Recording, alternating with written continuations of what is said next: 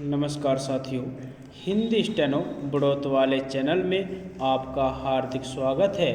आज की डिक्टेशन रामधारी गुप्ता खंड 2 से प्रतिलेखन संख्या 86 90 वर्ड पर मिनट की स्पीड से होगी। तो आइए शुरू करते हैं। डिक्टेशन शुरू होगी 5 सेकंड बाद।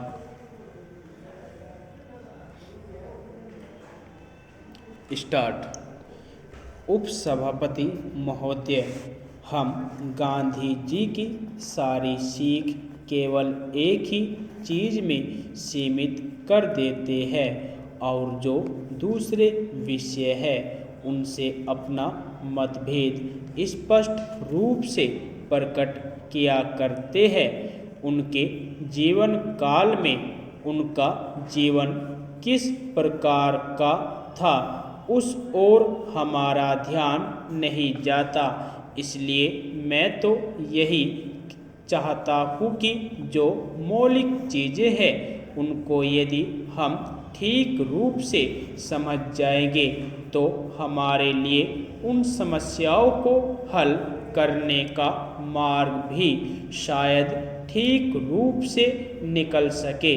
दुर्भाग्य से जब गांधी जी के लिए ऐसा समय आया कि जब वह अपनी आवाज़ केवल इसी देश में ही नहीं बल्कि संसार के सभी देशों तक पहुंचा सकते थे और अपना संदेश दे सकते थे, ठीक उसी समय वह हमसे छीन लिए गए।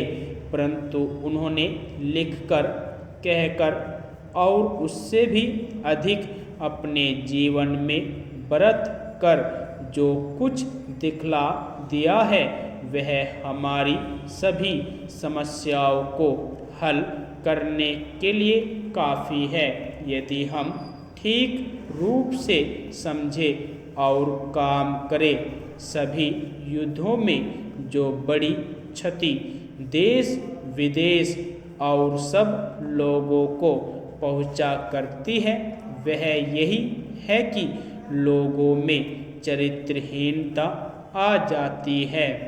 उनमें कितने प्रकार के दोष आ जाते हैं। उन दोषों से वे लोग भी जो स्वयं युद्ध में न पड़े हो परंतु किसी न किसी रूप से उनका उससे कोई संबंध हो, अपने को नहीं बचा सकते। विगत महायुद्ध का एक बहुत बुरा प्रभाव सभी देशों पर पड़ा है।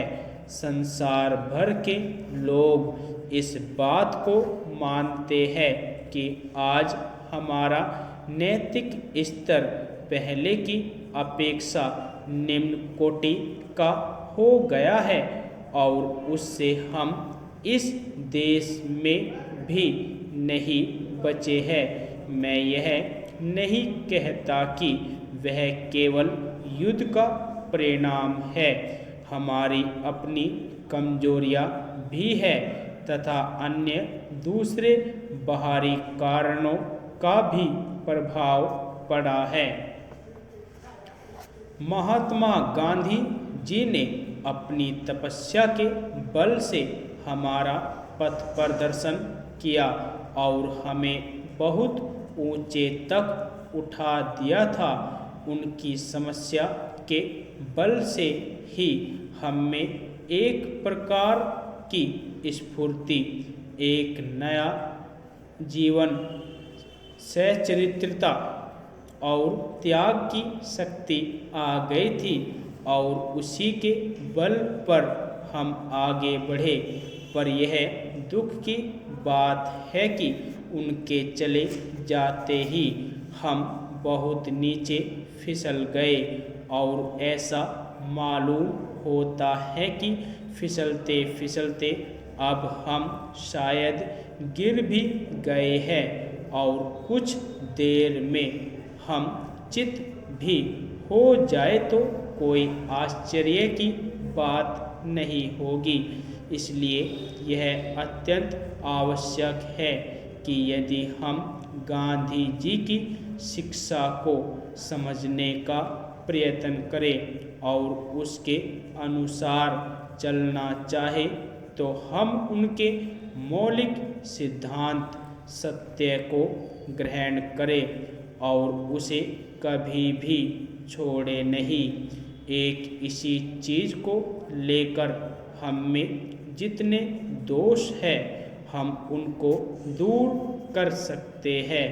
हम कमज़ोर तो पहले से ही थे और हम में उतनी शक्ति नहीं आ पाई थी कि हम अधिक भार सह सके, इसलिए उनके जाते ही हम फिसल पड़े।